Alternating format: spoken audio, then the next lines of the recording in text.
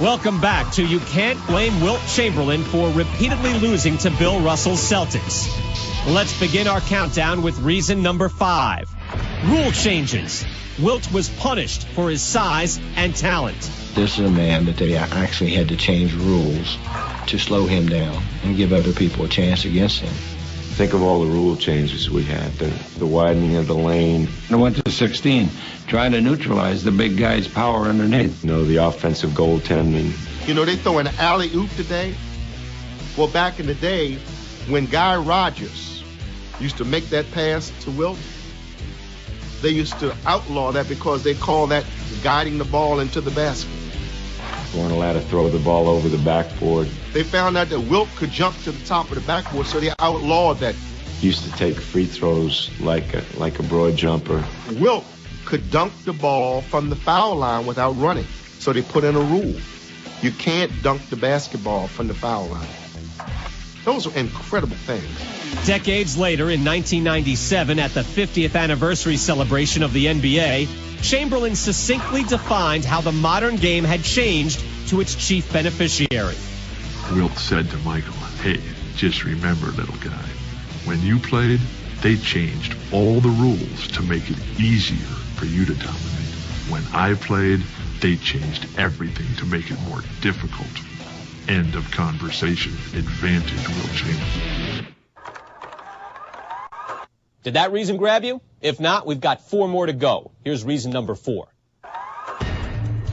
The luck of the leprechaun. Chamberlain's teams lost 4 Game 7s to Russell's Celtics, all by a grand total of 9 points. In these crucial final seconds, neither Wilt or Russell was involved in the critical plays. He was not the reasons his team lost. In Game 7 of the 1962 Eastern Division Final, Chamberlain scored Philadelphia's final 5 points, which included a 3-point play to tie the game. But the Stilts' efforts were transcended by a long-range marksman.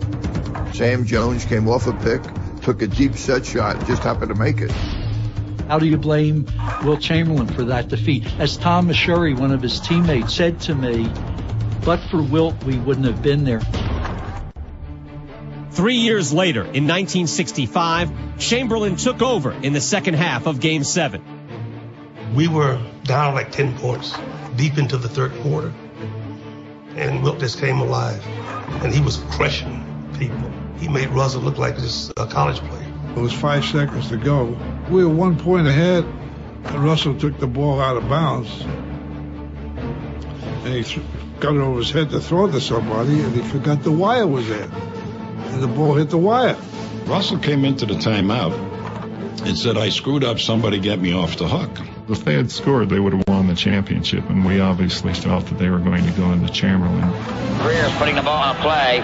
He gets it out deep, and Havlicek steals it. Havlicek stole the ball.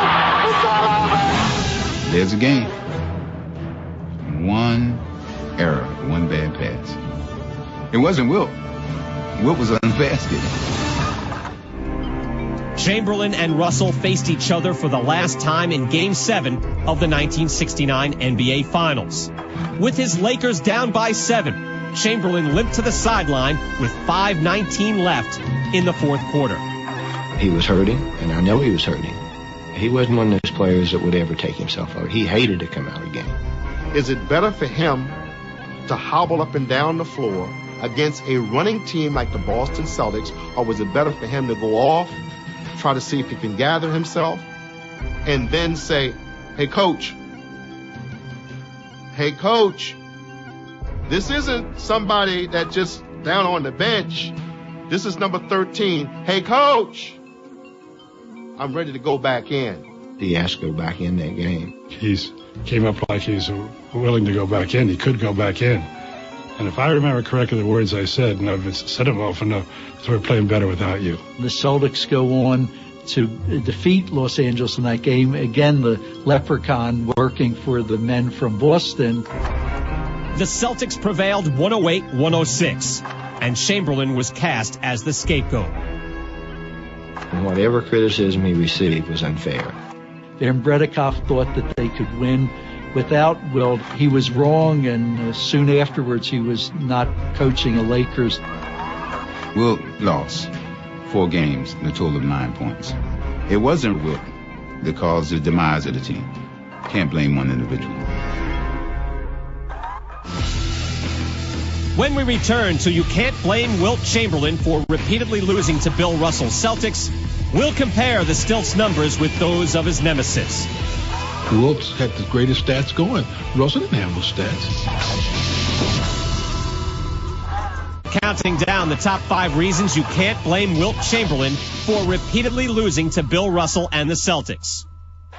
Welcome back. Did the first 2 reasons stop and make you think? If so, here's some more food for thought. Reason number 3. Coaching instability. Chamberlain played for 8 coaches in his 14 years in the NBA. 8 different coaches means 8 different styles of play. He had to adjust to every one. And it wasn't fair. He never had the system, and he didn't have the great coach and motivator that Russell had. In 1959, Chamberlain began his NBA career with head coach Neil Johnston, who was also a rookie. I think Neil was a little bit overwhelmed with Wilt that first year. After the 1961 season, Johnson was replaced as Philadelphia Warriors coach by Frank McGuire. Wilt and his teams would have won more championships if Frank McGuire were his coach for 3 or 4, never mind 5 or 6 years. But the promise of a long association with the legendary coach was broken after a year, when the Warriors moved to San Francisco and McGuire wouldn't go. He was replaced by Bob Ferrick. For their first year in San Francisco, they had a horrible year. They were about 20 games below the prior year. He'd never coached again. Wilt's world brightened in 1963, when Alex Hannum became his 4th coach in 5 seasons. We went from a team lost to winning the division and playing for the world's title against Boston. But Chamberlain's tenure in the city by the Bay ended in January of 1965, when he was traded back to Philadelphia, where a team called the 76ers had been established. Coach number 5 was Dolph Shaves, whose storied toughness as an NBA player was not manifest on the bench. Dolph was too soft, too easy, and Wilt just hardly listened to Dolph. But help was on the way. Chamberlain was reunited with Hannum for the 1966-67 season and led the 76ers to the NBA title. Wilt Chamberlain's never been a loser, in my opinion. He's always done what he was asked to do. Wilt appreciated Hannum's approach to basketball and to life. And I thought, gee, if he had had Hannum for a long period of time, he'd have won 2 or 3 titles. But after 2 seasons with Hannum in Philadelphia, Chamberlain was traded to the Lakers. A year under coach number 6, Butch Van Bredekoff, and 2 more under coach number 7, Joe Mulaney, did not result in a second ring for Chamberlain. Then, in the 1972 season, coach number 8, Bill Sharman, led Wilt and the Lakers to 33 straight victories and the Promised Land. I don't think he really reached the epitome of what he could have been as a player until he ran into Bill Sharman as a coach with the Lakers.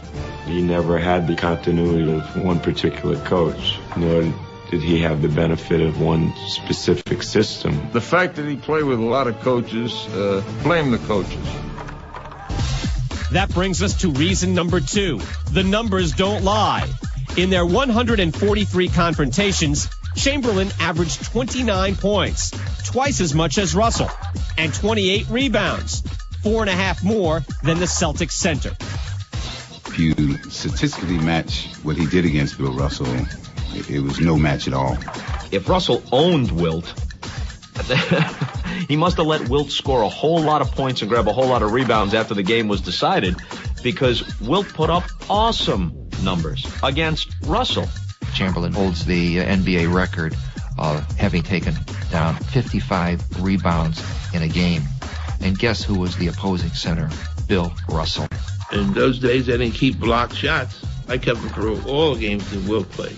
Russell blocked shots, but not as many as Wilt. There were games when he absolutely abused Russell. But Russell's teams always won, so he left this impression that Russell owned Chamberlain. Coming up next, the number 1 reason you can't blame Wilt Chamberlain for repeatedly losing to Bill Russell's Celtics. Bill Russell never stopped Wilt. No one ever stopped Wilt. The Boston Celtics stopped us.